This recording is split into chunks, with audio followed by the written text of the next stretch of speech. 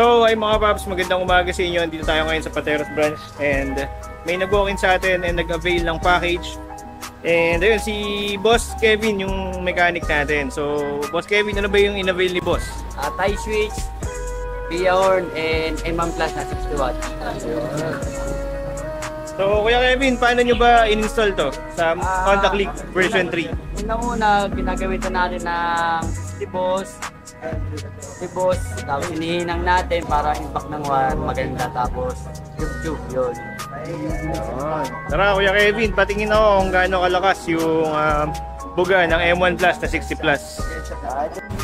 So yan boss, ito yung buga ng M1 Plus natin. So Kuya Kevin, pakita natin, low beam, High beam. high beam.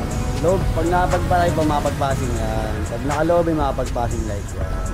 Kagandaan sa tie switch, nandito na lahat ng backlight. Yan. Yung hazard light. Yung dual yun, nandito na rin. Ito yung stock on. Louder.